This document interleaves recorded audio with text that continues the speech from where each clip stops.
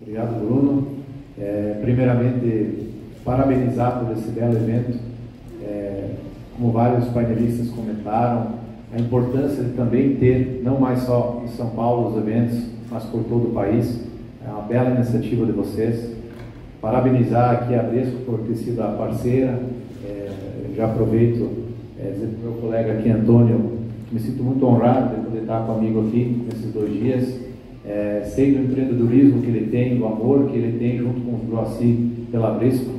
Eu acho que são essas construções de pontes, como o Antônio falou hoje à tarde, que fazem a diferença, que vão fazer a gente ter um país melhor para nós. Tá? Então, agradeço muito a todos. Também só fazer um agradecimento especial a eu, Guilherme Anversa, da XP, gestor da área de fundos do Private da XP. Depois até faço uma menção, como a gente acaba sendo um país de imigrantes, o colega dele, que é o Head Global da XP Private, que é o Beni, os 4 avós dele vieram da Romênia também. Então, assim, a gente fica sabendo, vai fazendo amizade, vai conhecendo pessoas, e quando vê a gente tem alguma história em comum, e quando vê a gente é de uma mesma região, ou de várias, que isso é o Brasil, né? O Brasil é essa mistura linda que forma esse país maravilhoso. Então, falando do painel especificamente, Brasil, Espanha e Romênia, nações sempre prontas para migração. O exemplo bem sucedido das 3 nações no acolhimento dos imigrantes e a contribuição dessas nações para o seu desenvolvimento e crescimento profissional. As características humanitárias e os costumes sociais que foram favoráveis para a boa recepção ao estrangeiro. Então, esse é o tema de hoje, um tema que está muito em voga nesse momento, de uma maneira negativa, infelizmente, pelo conflito, pela guerra na Ucrânia com a Rússia, que é um momento para nós, que também sou descendente de romeno, muito triste, porque a gente está nessa vizinhança.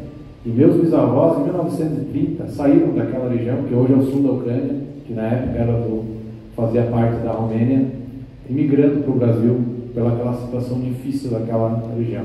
Então a gente sabe a dor que essas pessoas estão passando, e eu e o Antônio muitas vezes falamos de maneira até comovida, acompanhando essa guerra, porque é difícil para a gente até separar o nosso lado como diplomata e o lado de a nossa família ser de lá e os amigos, as ligações.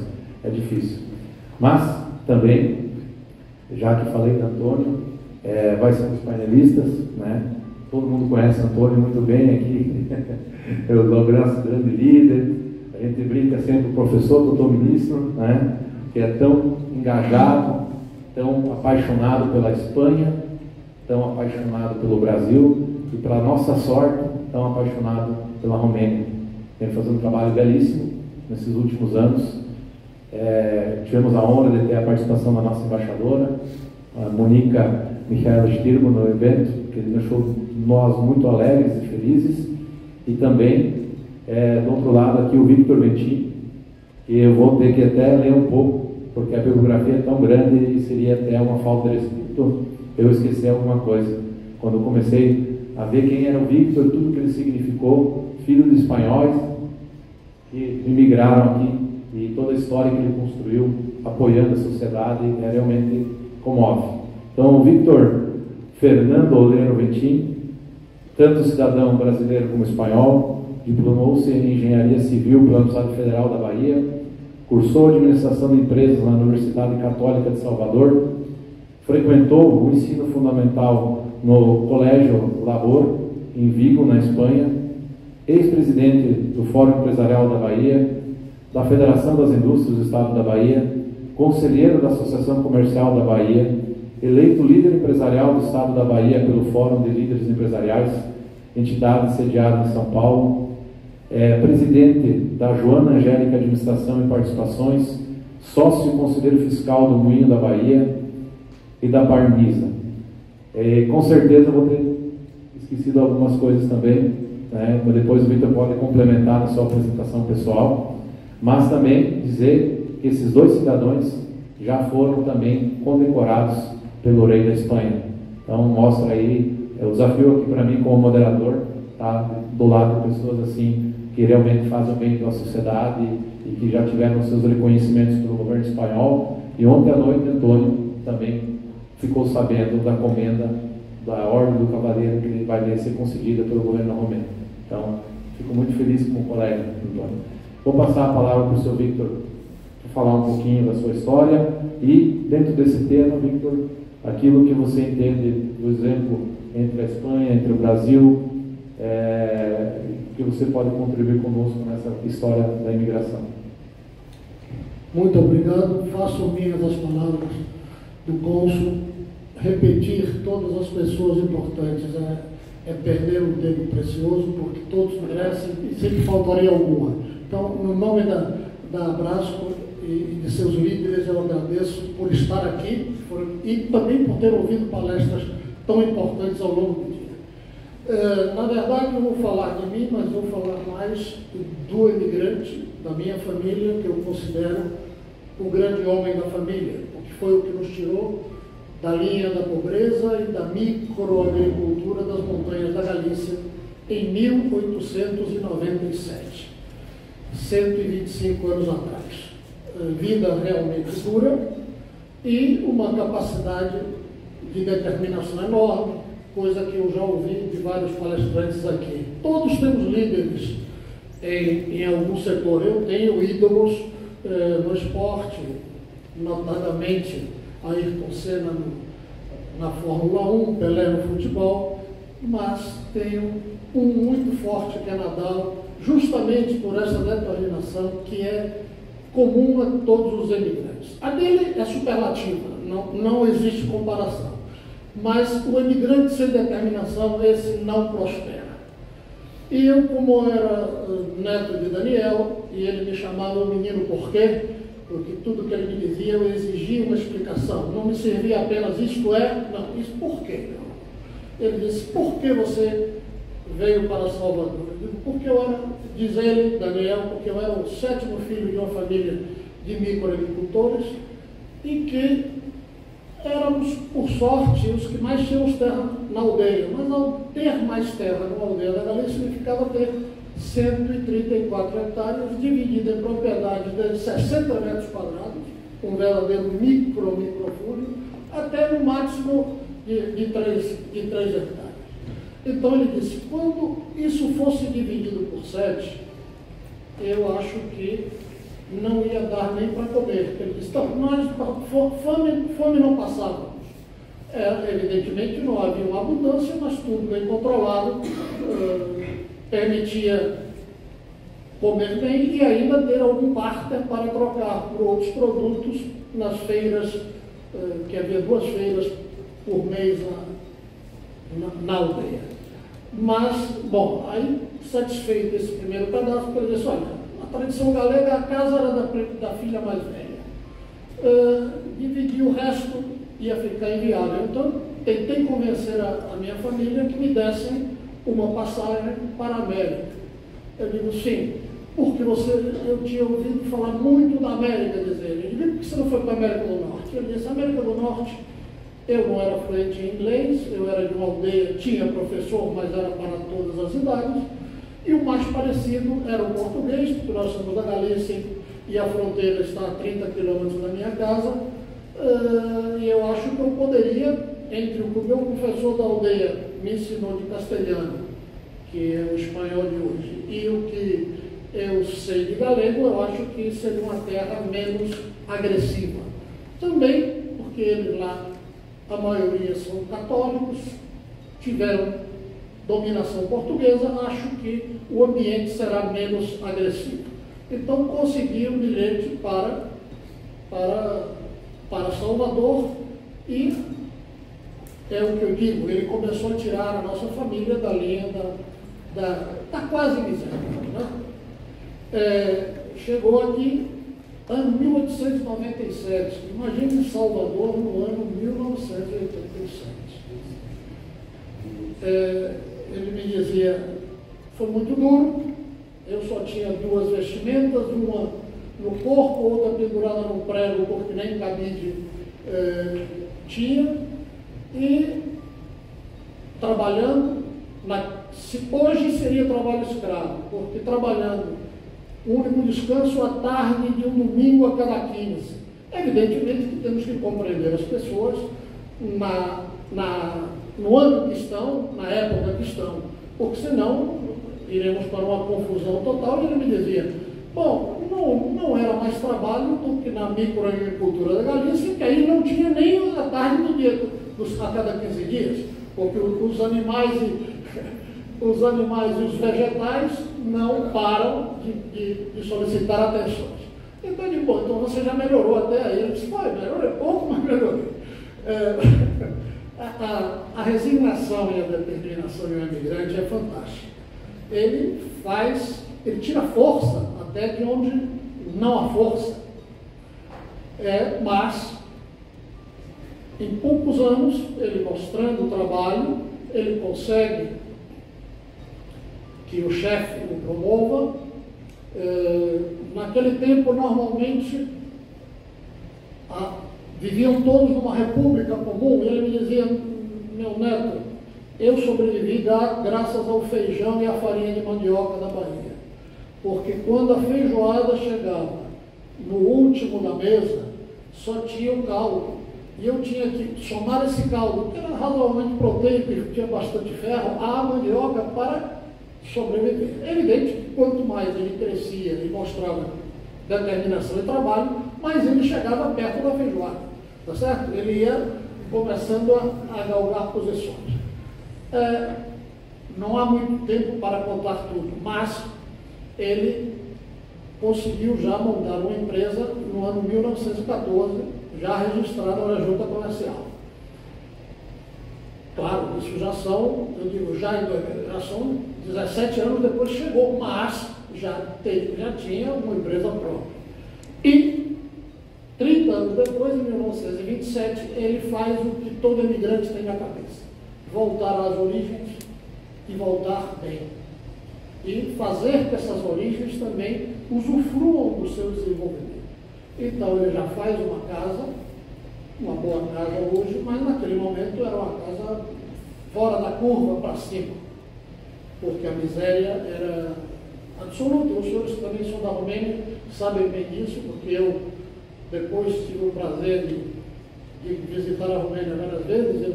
Eu tenho um hobby que no Brasil não é muito politicamente correto, que é caçar javalis, mas que me levava à Romênia quase todos os anos depois da ditadura comunista, do Ceausescu, porque o chefe de caçada do Ceausescu, quando perdeu o chefe, passou a vender na Espanha, arpado, as caçadas para os espanhóis.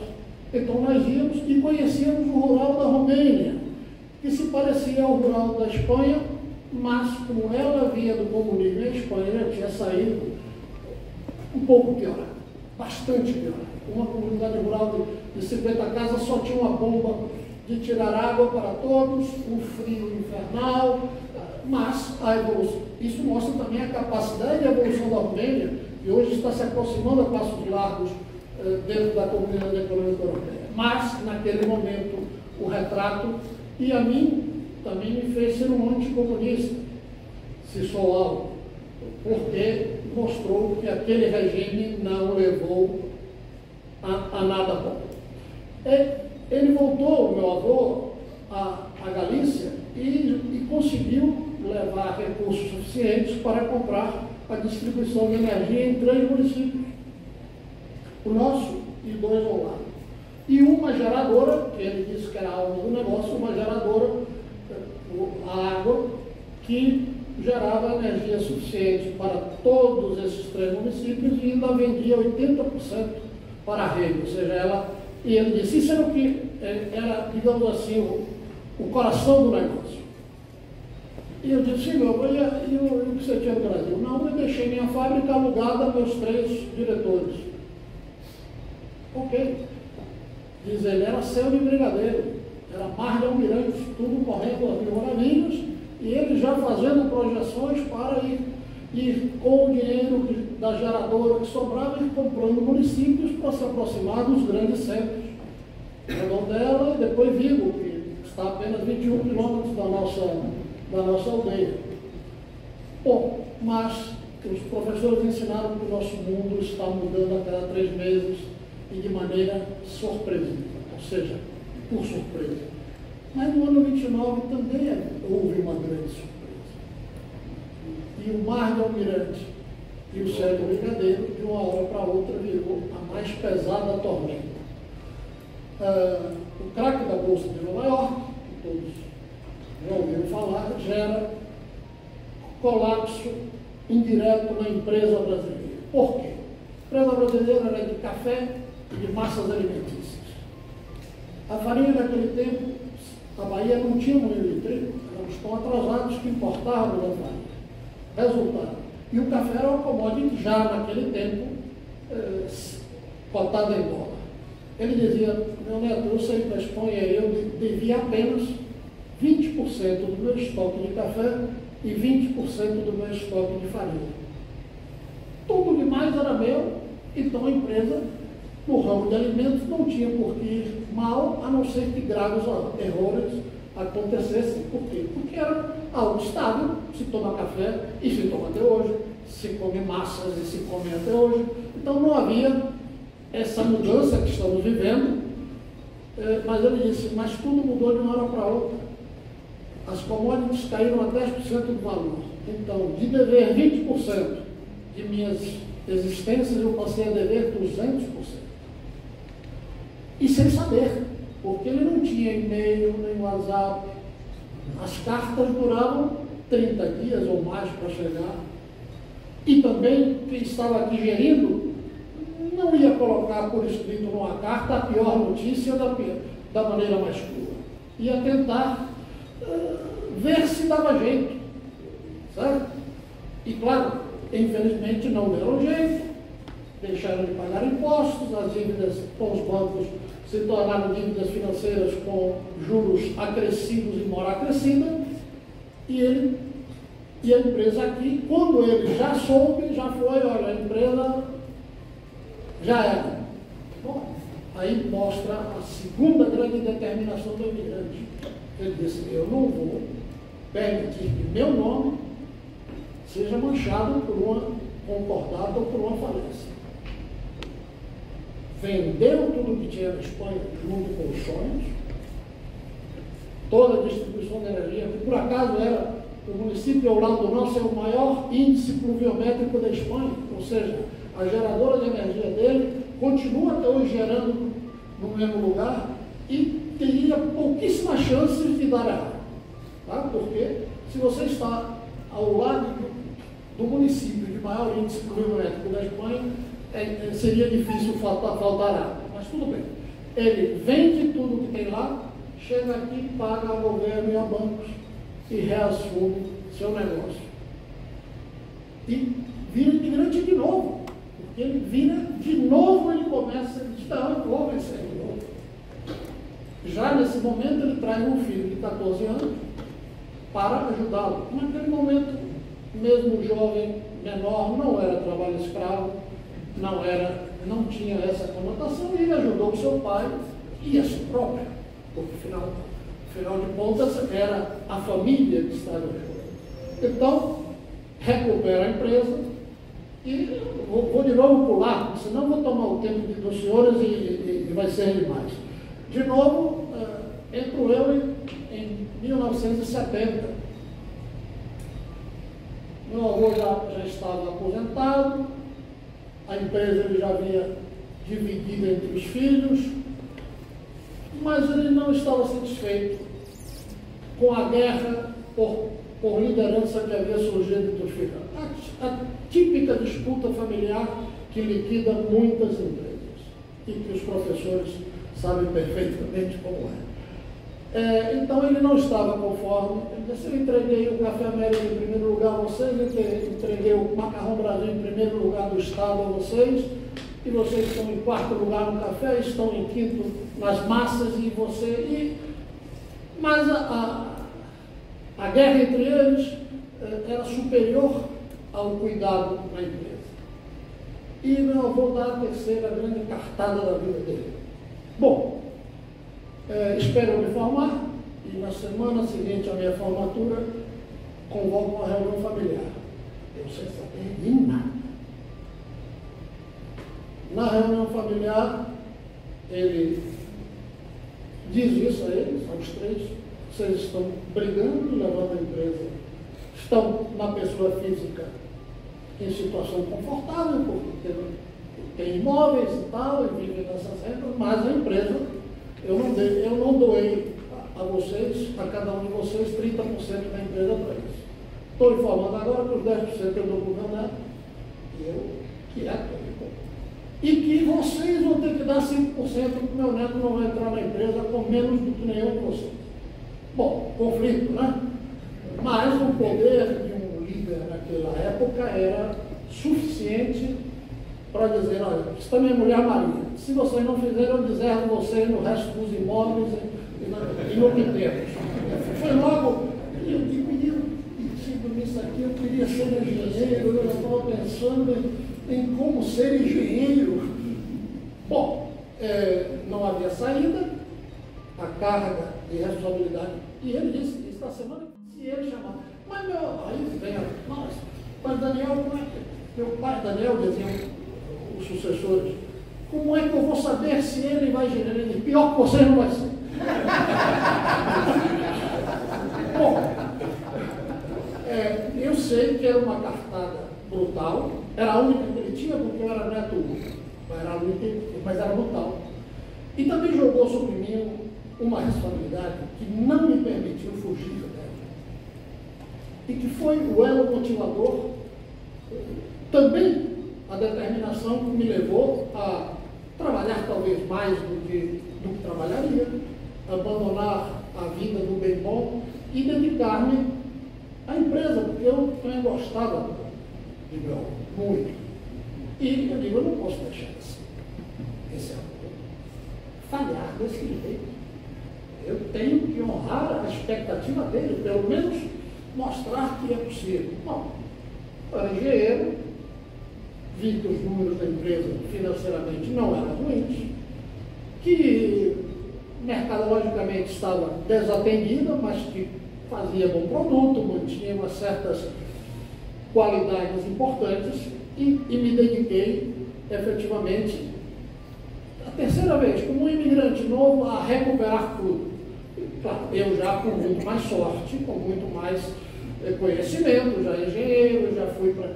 Quando notei que eu tinha alguns skills que não eram bons, contabilidade, matemática financeira, relações trabalhistas, marketing, eu aí decidi: bom, eu vou para a universidade, trabalho durante o dia e havia um curso noturno, vou para a universidade me formar nesses skills que não me acompanham no momento. E assim fiz. Bom, então eu digo: eu sou um homem sortudo, e foi o grande imigrante que fez a grande colheita, porque tudo que meu avô plantou, eu terminei sendo, digamos, o recolhedor exagerado, porque ele foi um homem muito voltado para dentro da empresa, e meu pai e meus tios também. Eu já me dediquei mais a entidades empresariais, por entender que num período de governo prévio à Constituição, onde nós lidávamos com tabelamento de preços, com ordens dos militares muito ativas sobre a economia, a união era muito necessária para combater os excessos do lado governamental. Então, me dediquei a isso. Já havia um sindicato do trigo, consegui ser presidente. Não havia o sindicato do café patronal, consegui criar um. E, com o apoio da Federação das Indústrias e todos os demais órgãos, comecei a ter até uma exposição nacional, chegando a vice-presidente da Associação Brasileira de Indústria de Café, e sendo, por minhas qualidades de engenheiro matemático, que discutia preços com a equipe do Delfim, quando o Delfim Neto controlava a inflação via controle estricto de preços. Então, tudo isso faz parte da minha vida, mas principalmente me permite acceder à Federação das Indústrias. E dentro dela, fazer o que eu digo que são as joias da coroa da Federação e os que justificam a Federação, pelo que ela faz e justificam a mim na parte de devolução à sociedade, que é o SESI e o SENAI. O SENAI, o CIMATEC, que foi aqui falado por Júlio da Vinci, que todos devem conhecer, um CIMATEC que tem mais de 100 mil metros quadrados de área construída, tem mais de 210 milhões de dólares de investimento, mas principalmente tem 82 professores de MBA e tem 51 professores PhD, sendo considerada a maior e melhor, a melhor universidade do norte e nordeste do país. O que leva a Bahia a poder oferecer algo aos novos empresários em pouco. Nós temos 44 áreas de atuação.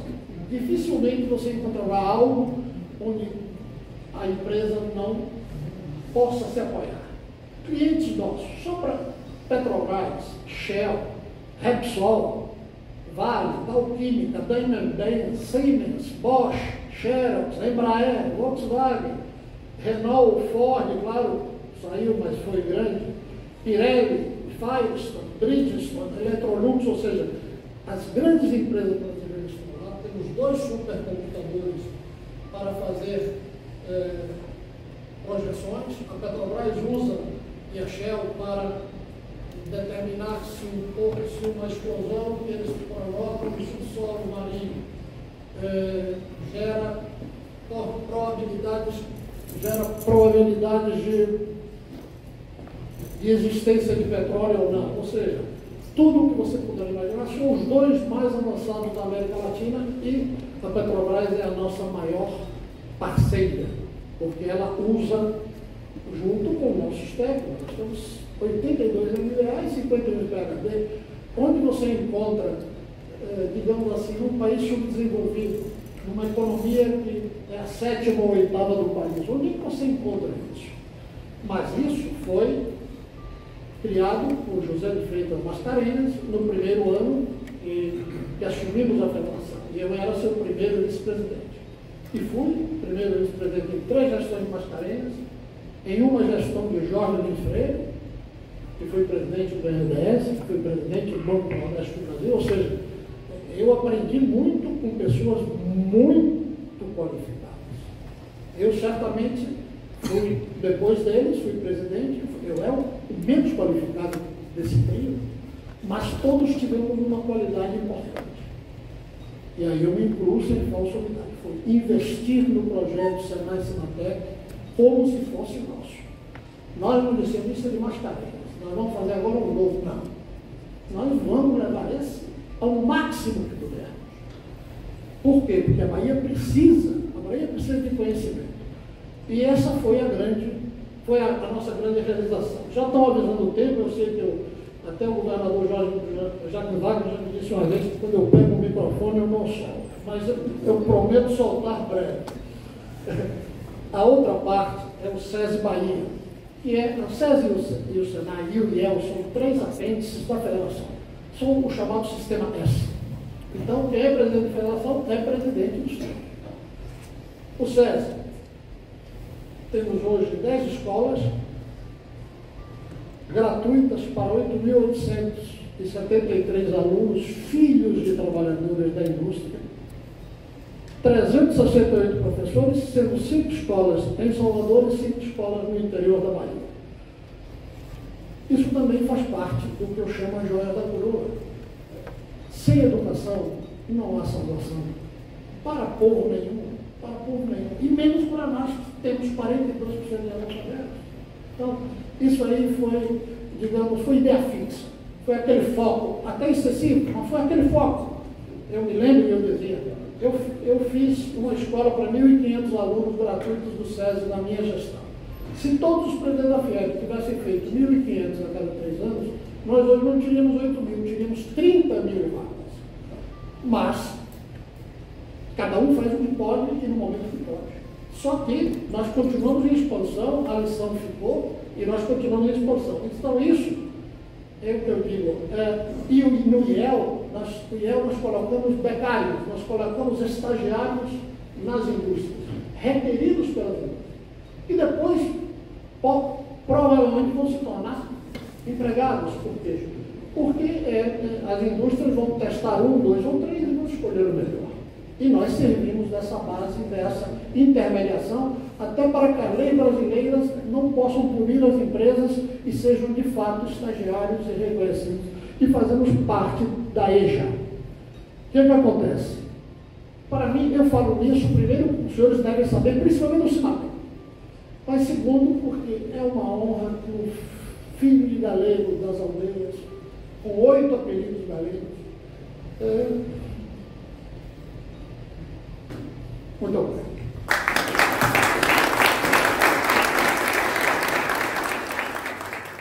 Parabéns.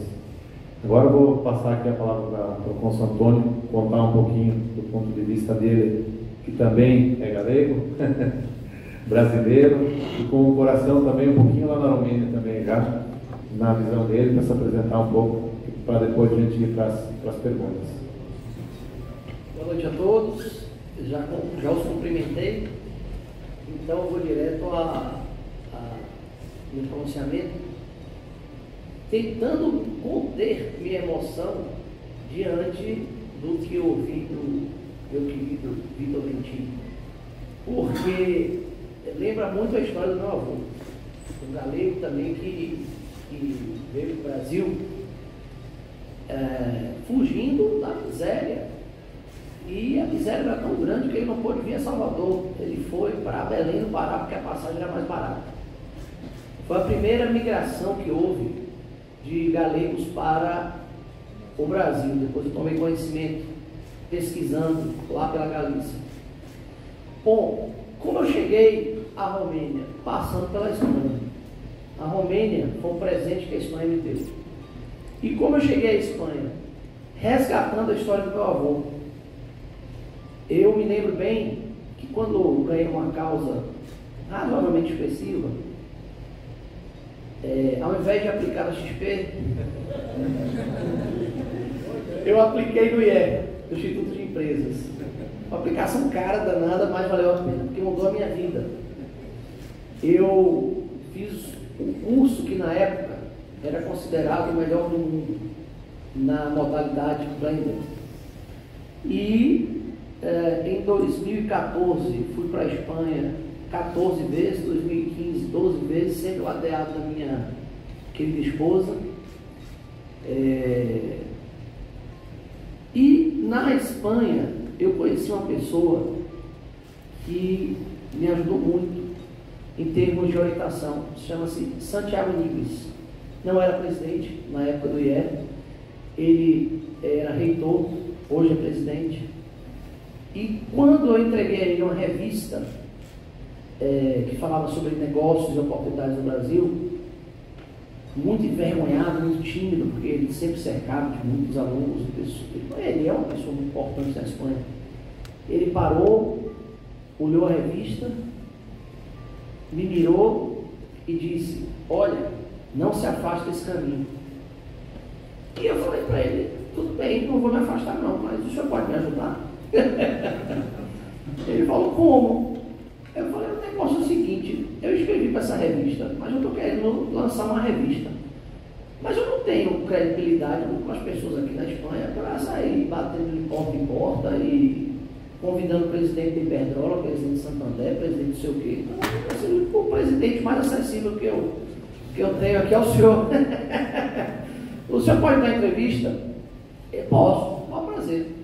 Então, com a ajuda do meu querido professor Pedro Corales, do meu querido sócio Joacir, nós fizemos a primeira edição da revista Apreço, que teve Santiago Nigues como protagonista e mais uma meia dúzia de entrevistados.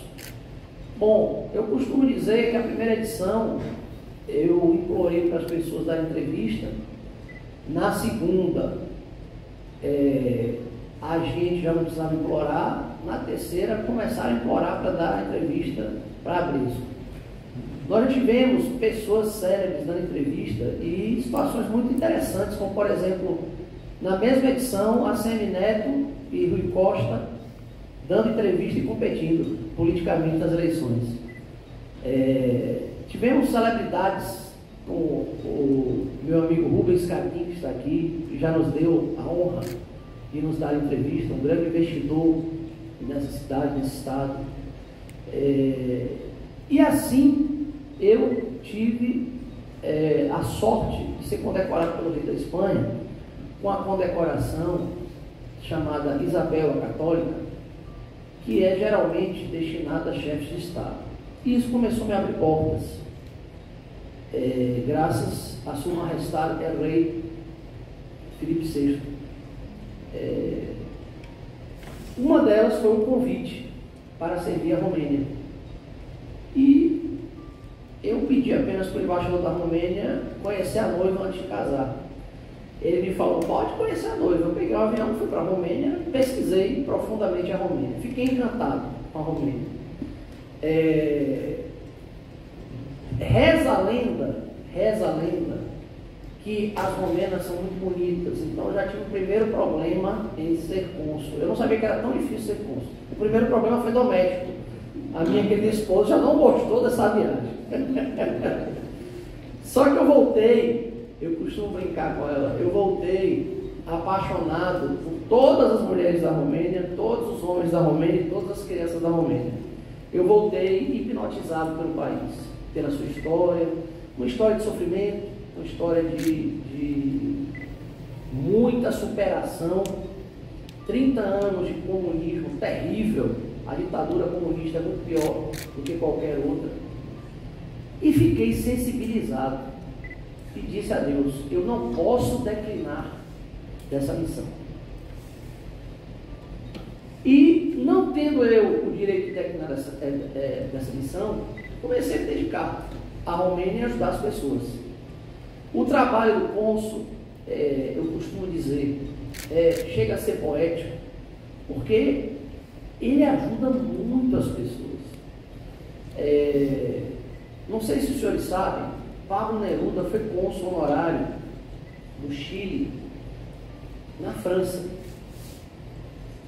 justamente durante a Guerra Civil Espanhola.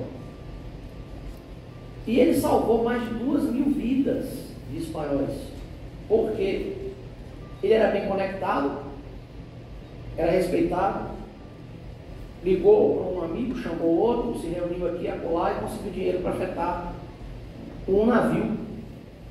E ele ajudou a 2.000 espanhóis que desesperadamente, durante a guerra, cruzavam a fronteira para a França e ficavam aquartelados em um ambiente que parecia um campo de concentração. Ele botou esses 2.000 espanhóis no navio e levou para o Chile. Foi a primeira grande colonização de espanhóis no Chile, graças ao carinho e a preocupação de Pablo Neruda com os espanhóis. Então, eu comecei a sentir o peso da responsabilidade que um cônsul tem quando começaram a surgir os primeiros problemas.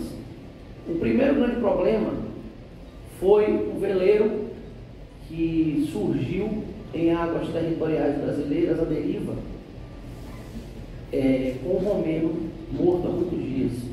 Mas ele estava num estado de putrefação tão avançado que a identificação do corpo se tornou praticamente impossível. E eu ficava comovido com a esposa dele chorando no hotel do Maranhão, onde esse barco foi bater. Ele morreu velejando em alto mar e o barco ficou à deriva.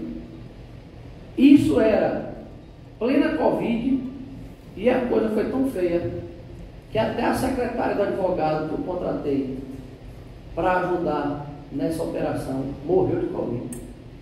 E ela, em desespero, me ligava para o embaixador Stefan Meyer na época, com medo de pegar Covid e precisando liberar esse corpo, porque ela, como católica ortodoxa, queria fazer o funeral de seu marido e não incinerá-lo. Bom, conseguimos, vencemos a batalha. A maior delas é a burocracia do Brasil, porque um juiz achou de mandar oficiar todos os cartórios para saber se o cidadão tinha algum filho aqui no Brasil, alguma esposa, algum descendente. E isso foi simplesmente desesperador para essa senhora e para nós. Mas nós vencemos e conseguimos mandar esse corpo num ataúde de chumbo para que ele a família tivesse o direito a um funeral honrado desse momento. Por que eu estou contando essa história? Porque é importante que todos saibam que a vida do cônsul não é tão glamourosa quanto parece. Meu querido amigo Carlos aí, com certeza, tem muito trabalho lá no consulado. Eu já fui advogado no consulado da Espanha e eu sei que é muito trabalho. Então, ao lado de um glamour quase hollywoodiano, há muito trabalho e muita responsabilidade. Bom, e o que eu concluo dizendo o seguinte? Eu não quero aborrecê-los, mas eu concluo dizendo o seguinte: o que a Romênia, Espanha e Brasil têm em comum? Eu descobri isso como cônsul. A latinidade. E a latinidade é como se fosse um presente, é como se fosse um ativo que nós temos. Essa latinidade nos une pelo idioma, essa latinidade nos une pela cultura, essa latinidade nos une pela religião, e essa latinidade deve nos unir mais pelo comércio. Essa latinidade deve nos unir mais pela parte empresarial, porque gera oportunidade e diminui a pobreza. Ou melhor, como me disse o sábio Santiago Nigris: Antônio, nós fazemos boas amizades, fazendo bons negócios. Então, nós temos aqui no Brasil, assim como espanhóis ilustres, temos romenos ilustres que fazem parte do dia a dia dos senhores e às vezes os senhores não sabem. Por exemplo, o presidente da Suprema Corte brasileira, Luiz Fux, é filho de romeno. Quando se graduou em Direito, ele recebeu uma proposta para trabalhar para a Shell em Londres. E seu pai, advogado, imigrante, romeno, disse-lhe: meu filho, não vá. Eu sei que o salário é muito alto, mas não vá. Devolva a esse país um pouco do que ele me deu. Então, Luiz Fux simplesmente se dedicou e todos os concursos que ele fez, passou em primeiro lugar, para promotor, para juiz, e honra a nossa Suprema Corte com a sua inteligência. Bom, temos Serginho Groisman, temos Angélica, né? Temos Jaime Brasil Garfiton, dono da Porto Seguro Seguradora, 30ª fortuna do Brasil. Temos o Grupo Vivara, que comprou a Gaster, também é de romenos. E com isso, nós estamos agora, e concluo, descobrindo uma fortuna. Que fortuna é essa? Uma verdadeira etnia, um verdadeiro povo romeno que está no Brasil e nós não sabíamos muito bem. Um povo que tem direito à cidadania europeia e muitas vezes não sabe.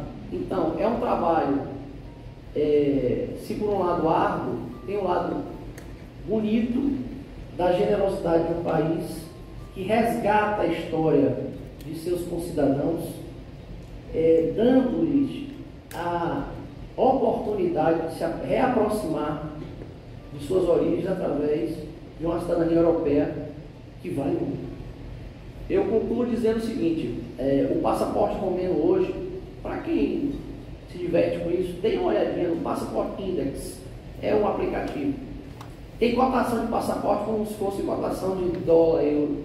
O passaporte da Romênia hoje está valendo mais que o passaporte do Brasil, no Passport Index. A Romênia é um país que tem 52%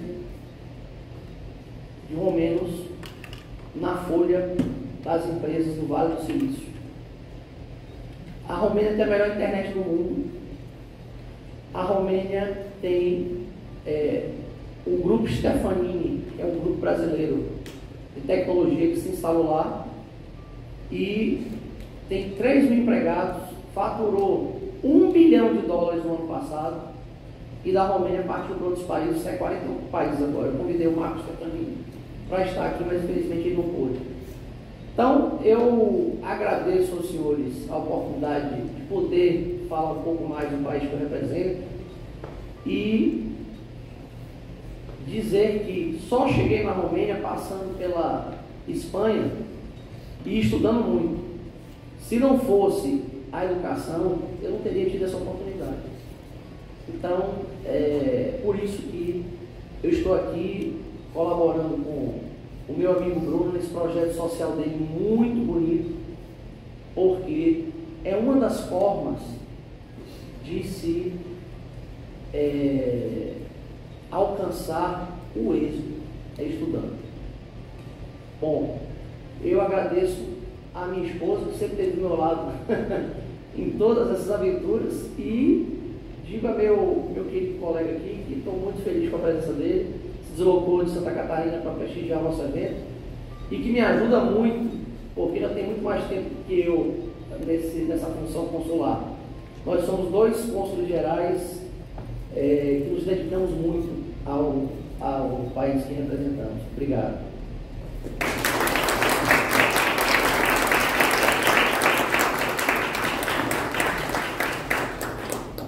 Vou aproveitar para agradecer também ao Antônio e fazer uma pergunta já para o nosso amigo Victor Ventin. Na vossa visão, Victor, que pontes mais podem ser construídas entre a Espanha e Salvador, entre Bahia? Logicamente que Romênia também, a gente um pouco passa essa pergunta para o Antônio. A gente sabe já da influência espanhola muito forte aqui, mas eu acredito que sempre possa ter algo a mais. Na vossa visão, que projetos, que novas pontes poderiam ser construídas? Em primeiro lugar, ressaltar que se nossos imigrantes galegos com baixa escolaridade, dinheiro nenhum, chegaram aqui, foram muito bem recebidos por esta sociedade, porque meus amigos nas caçadas na Espanha, de alto nível, eu provoco. Quantos diretores da CEOE são estrangeiros? Ou descendentes em primeiro grau de estrangeiros? Não há. Então, esta sociedade nos recebe de maneira espetacular. Ela é acolhedora.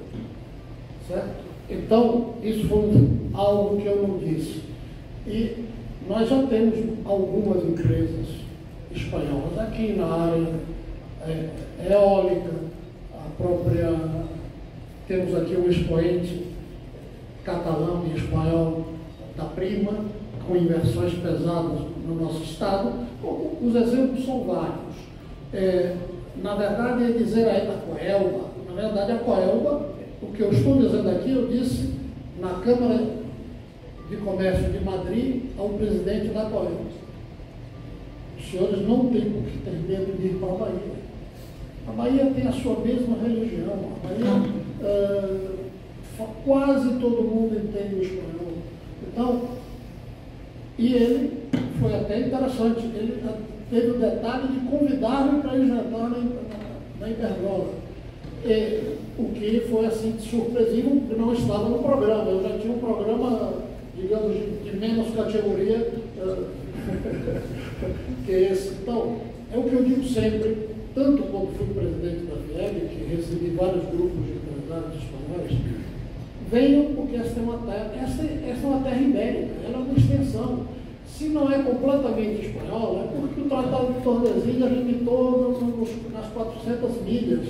E aí, essa costa brasileira estava dentro dessas famosas 400 milhas que permitiu que Portugal assumisse. Mas nós já tivemos, não fosse a Batalha de Aljubarrota, quando Portugal ganhou a sua independência, a Espanha já incorporou o Reino de Portugal. Então somos muito parecidos, nós somos ibéricos. É uma área onde nós teremos preferência. Todos os anglo-saxões, o inglês nos afasta. Às vezes a religião também nos afasta um pouco. Nós, como a Romênia, somos cristãos, somos latinos. Eu aprendi a conhecer a Romênia várias vezes que fui lá e vi a fantástica evolução. Gosto muito da Romênia, porque se parece na parte. Aqui não tem por que ter. Vou aproveitar a pergunta, me perdoe, para dizer algo. Não se assustem com a capacidade de investimento da Federação de Indústria do Estado da Bahia. É que no Brasil, isso é mais para os estrangeiros. É obrigatório o recolhimento de 1,5% sobre os custos da mão de obra. É obrigatório. Logo, a COE na Espanha não pode fazer o equivalente. A COE é da 7ª província espanhola economicamente e não tem. Meu orçamento na época que eu fui presidente era de 300 milhões de dólares. Nós não estamos fazendo nada que não seja a nossa obrigação. Então, se temos um Cimatec que é exemplo até dentro do Brasil, é obrigação. Claro, nos realiza, porque outros não têm feito com a mesma qualidade e até tem havido desvios. Houve alguém do Sistema S, do comércio, que comprou apartamento na Vieira Soto para o presidente da entidade ocupar. Nós aqui, salário zero, o único fringe benefits que o presidente da Federação de Indústria tem é um motorista e um veículo para ir a eventos. Mais nada. E isso faz. Nós também tivemos sorte. Houve presidentes que encaminharam as coisas na direção da rigidez e, sobretudo, na direção da formação profissional e na educação do filho do trabalhador. Então, isso aí é o que eu posso dizer também para as empresas espanholas. Venham porque você tem aqui equipamentos que você não tem em nenhum outro estado do Brasil e que você também não tem na Espanha, das entidades empresariais puras. Você pode ter na Espanha, mas já a custo de grupo privado. Você não tem algo aqui subsidiado. A nossa educação do SESI, do Filho do Trabalhador, é gratuita. Todos os cursos profissionalizantes são subvencionados e não são a custo zero, porque nós aprendemos que quando fizemos a custo zero, a frequência no meio do trajeto se perde. O aluno precisa valorizar, então precisa contribuir com algo e lembrar que se ele abandona, ele perde algo. Então, mas buscamos subsidiar ao máximo do que podemos. Muito obrigado. Não, é uma aula aí. Eu acho que essa questão da educação, eu também sou um apaixonado por ela. Dentro da XP, o meu escritório é destaque a nível Brasil na educação. A gente está montando agora o primeiro MBA com a Federação das Indústrias de Santa Catarina, a Fiesc, que vai se tornar referência, que foi uma união dos maiores CEOs, das maiores empresas do Estado, para que o seu executivo não tenha que sair do país, que ele possa vir fazer. Então, acho que já conversaram com o IES, deve ter uma grade lá, mas o que tange na questão sobre economia é o nosso escritório lá que faz toda essa parte, desde a contratação do professor e também esse diploma vai estar saindo com a Escola de Negócios da Fiesc, também com a XP e também com o seu do meu escritório. Então a gente gosta muito desse tema de educação. Antônio, que pontes mais podemos fazer entre nossos países? Sei que ele é um entusiasta também da Câmara de Comércio, que a gente está fazendo esse projeto agora para poder ter uma colocação melhor, uma visibilidade maior, e depois a gente já abre também a pergunta aos convidados. Eu tenho aproveitado a generosidade da Espanha comigo, porque me deu uma cidadania,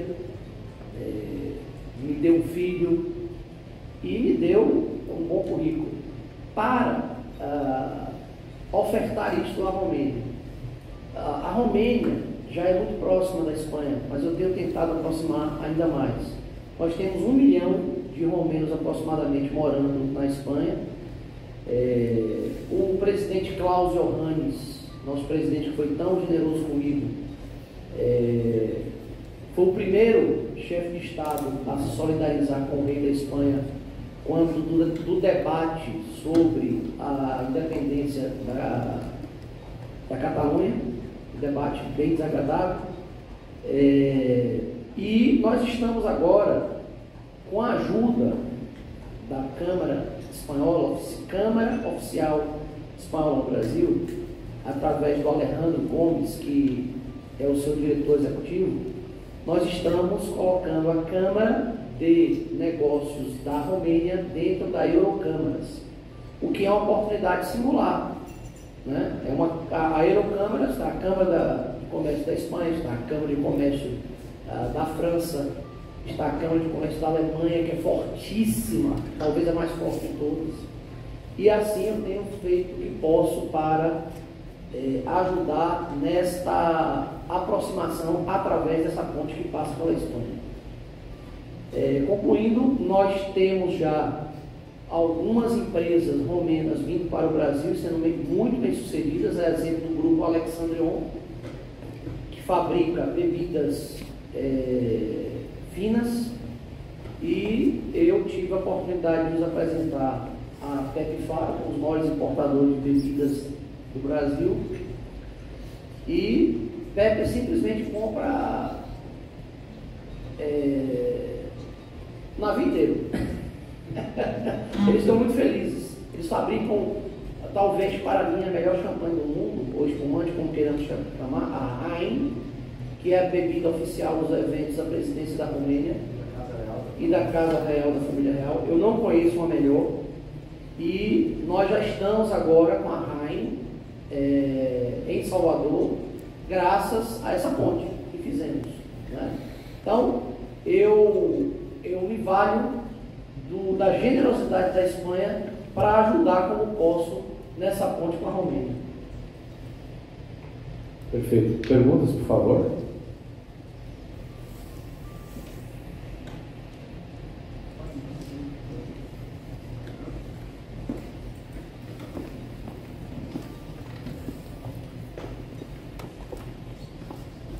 Obrigado. Meu nome é Cristian.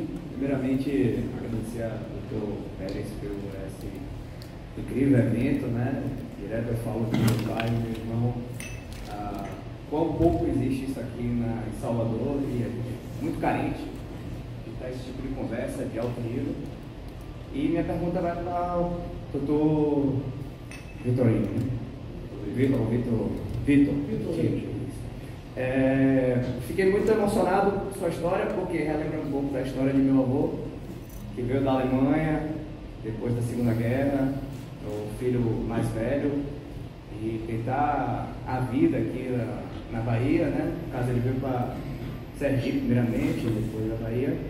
Mas minha pergunta que fica é a seguinte: eu sou a terceira geração da empresa, nossa empresa familiar, da área de construção, né? Temos uma concessionária aqui no Nordeste.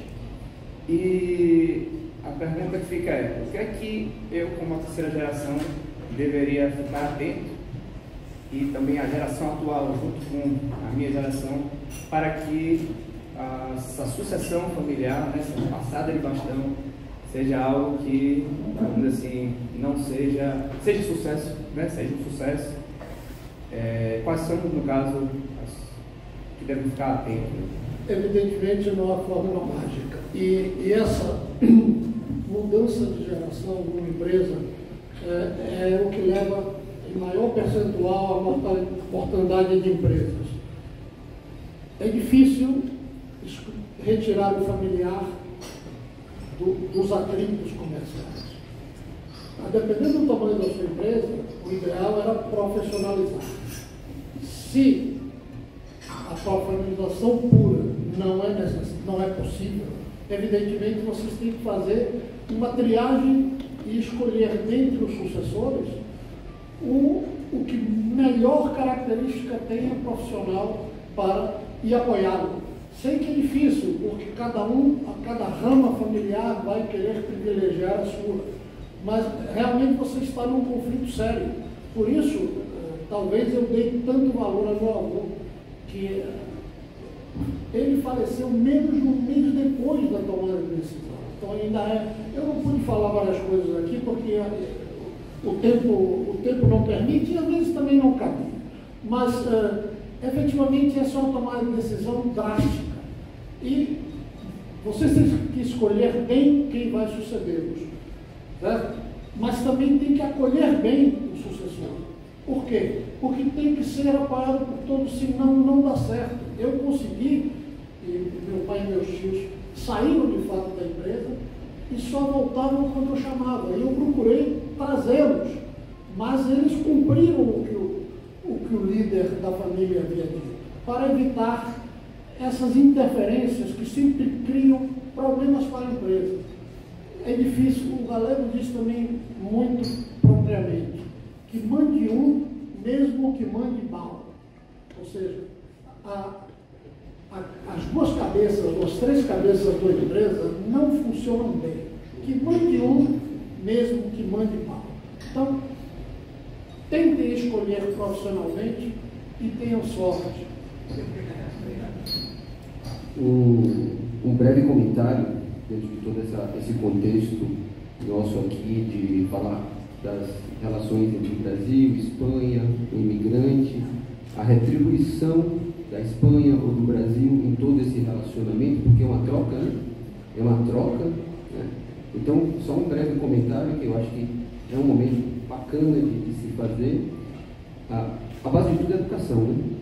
A base de tudo é a educação, a gente está aqui por causa disso, é um dos principais motivos da gente estar aqui, educação, futuro, tecnologia, né? E nessa retribuição que a gente está discutindo aqui, está em a Espanha, que é pioneira no MBA, que você comentou, as escolas de lá lideram, duas estão aqui, lideram os rankings mundiais. Rankings que não temos ainda nenhuma brasileira, estamos torcendo para que tenham.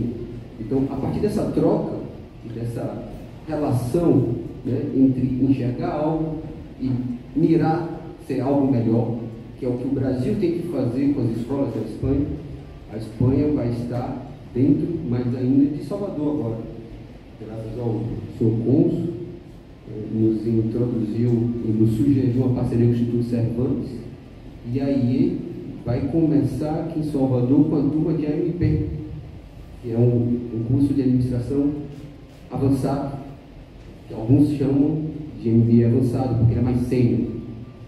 E esse curso é o quinto melhor do mundo.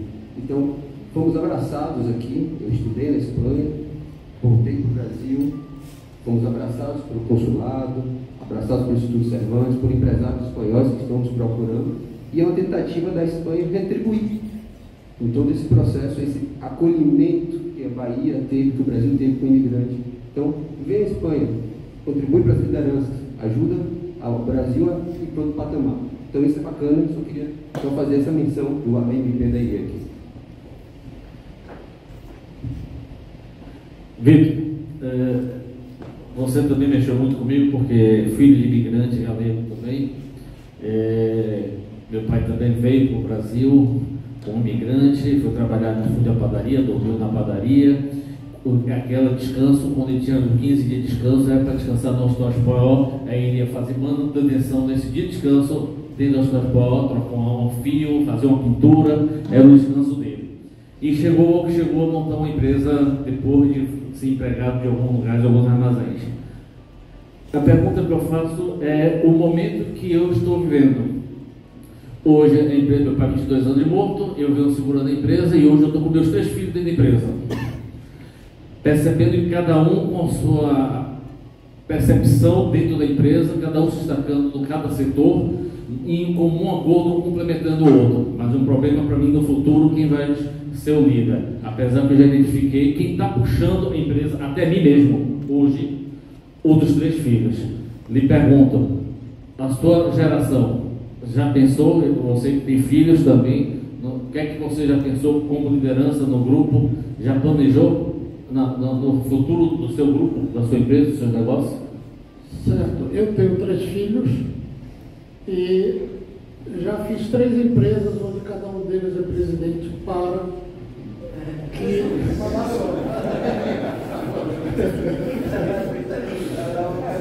Bom, apesar disso, na que eu sou presidente, eu os mantenho sob observação. E creio que eles são complementares. Um é mais aberto, fez até o MBA na Complutense de Madrid. Eu tentei que ele fizesse na IE, porque sabia que era de mais qualidade, mas Ele me disse: meu pai, na IEB me disseram que os últimos da aula de 25, os últimos não passam. É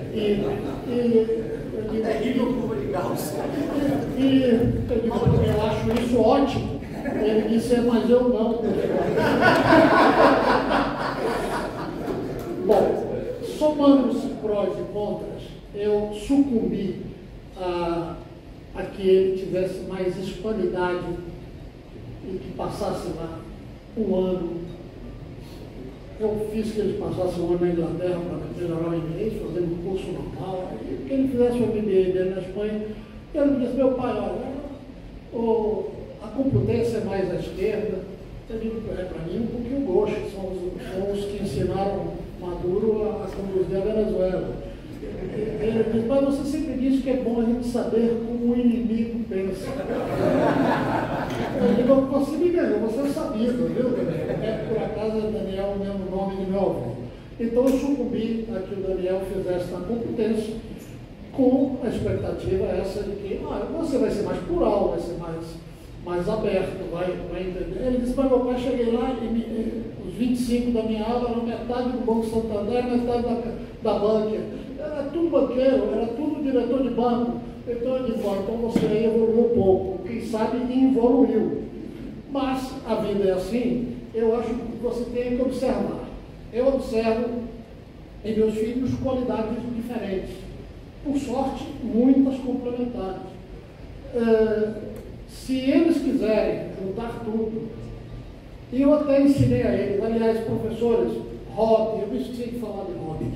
Hobby é a salvação da minha vida também. Se eu não tivesse o hobby de caçar jabalis, eu não tinha ido para a Espanha, não tinha conhecido a Romênia, não tinha conhecido vários países europeus que eu cacei, na Áustria, na Inglaterra, na Dinamarca, Bulgária, Portugal, Itália, quer dizer, porque o hobby, e busquem jovens um hobby que vocês gostem mesmo, porque ele é quem vai tirar vocês do foco excessivo do negócio. Senão eu não teria ido para lá e não teria lá encontrado opções de que a vida não é só trabalhar. É importante trabalhar, mas a partir do momento que você encontrou uma certa realização empresarial e econômica, se você não deseja ser o homem mais rico do cemitério, vá para o seu hobby. Você deixe de querer ser o mais rico do cemitério e passe a querer ser o mais feliz, ou que tenha uma trajetória mais eclética. Então, e até na caça surgem negócios. Eu contava há pouco a um amigo aqui, é pequenininha a história. Eu jogava tênis aqui na Bahia, que era meu outro hobby, com o dono de uma fábrica de transformação de produtos de cacau. Ele transformava cacau em manteiga de cacau, licor de cacau e torta de cacau. E ele foi tão maltratado aqui, na demagogia, pelos sindicatos e pelo governo, que ele teve que se mudar. A empresa, o nome é Chadler e o nome dele é Urso. E num determinado momento, ele na Espanha e eu, passando os 3 meses do período de caça lá, ele vai para minha casa e recebe no carro um telefonema. Um amigo dele, diretor da Hershey, que é uma das maiores produtoras de chocolates e bombons dos Estados Unidos, 20% do mercado, quase nada. Nos Estados Unidos você quase nada. Ligava para ele dizendo: Lúcio, eu estou com saudade do licor de cacau e da manteiga de cacau e da torta de cacau que você produzia nos mandados da Bahia. Por que você não volta a abrir uma fábrica de transformação de cacau? E ele disse: no Brasil não, mas ele disse: por que não nos Estados Unidos? Ele disse: eu já estou aposentado, mas quando terminou a ligação, eu digo: aí os meninos, sabe, eu fico com medo de montar uma fábrica lá, esse cidadão que é o alto diretor da Hershey ser demitido e eu perder minha ligação de curso. E daí ele: podemos fazer um contrato? Eu disse: mas ele é meu amigo, eu vou ficar envergonhado de pedir isso a ele demais. Se ele é seu amigo e é um alto executivo, ele vai entender seu pedido. Aliás, ele deve estar estranhando porque você ainda não fez. 5 dias depois, eu ainda estava lá, outra ligação. mesmo cidadão, mesma proposta. Monta uma fábrica, eu quero o seu blend, é importante. Aí um solta a pérola que eu recomendei, à toa. Podemos fazer um contrato? Ele diz, faça a minuta, hace el borrador e envia-me. Of course, é claro. Isso foi feito e eu terminei sem querer. Depois me impôs que eu fosse um dos sócios dessa empresa nos Estados Unidos. Então, às vezes, no hobby, vem o negócio de fato, professor, não está numa porta com a marca negócio. Não, ele está sobrevoando. E nós podemos ser agraciados com a sorte de ele nos escolher medicina. Então, é isso. Eu virei sócio de uma empresa nos Estados Unidos que vendia para a gigante Hershey por ir caçar na Espanha. É incrível. A história de Pérez na Espanha foi para a Romênia. Não, e a Romênia também era caça, não houve, foi o hobby. Mas talvez não foi na Rússia pelo hobby. Nós parecemos na Espanha a propósito, um caçador que é instrutor do rei, mas do rei Juan Carlos. Né? E a pessoa muito simpática nos convidou para caçar. E ele falou exatamente isso, porque caça com ele o dono da Mirage, né? Caça com ele o dono da maior empresa de munições do mundo. E ele vive disso, ele leva as pessoas ricas e famosas para caçar. Alguém tem mais alguma pergunta? Eu acho que, até aproveitando para encerrar, né? Mas dizer como é rico essa troca. Como foi rica essa troca esses 2 dias. E ver o exemplo de filhos de imigrantes e que acaba envolvendo sucessão familiar, pessoas que acabaram empreendendo, trazendo lá da Europa o seu conhecimento, mas a sua vontade de vencer aqui. No caso da família do avô dele, Daniel, 2 vezes foi e voltou para manter o nome pelo país que aqui lhe acolheu no primeiro momento e que fez ele vencer e ser destaque e poder voltar. Hoje, casualmente, também eu vi que o Victor também tem uma residência lá, então acabou também tendo seu laço de novo, fazendo essa mão dupla de estar aqui. Eu acho que Bruno e toda a equipe de vocês aí, do IE, da ESAD, enfim, do Foro Brasil e Espanha, do meu ponto de vista, agradecer por a Romênia ter podido participar disso, que vocês permitiram a Pérez e Joacir ter essa ideia. Eu acho que a gente tem que aproveitar essa latinidade entre os nossos povos e ver o que a gente pode fazer junto, em todas as áreas, né? E no hobby, para não ficar doente, né, professor? Né? E aí a gente vai também fazer bons negócios. Então, tudo acaba concluindo. Muito obrigado aos painelistas.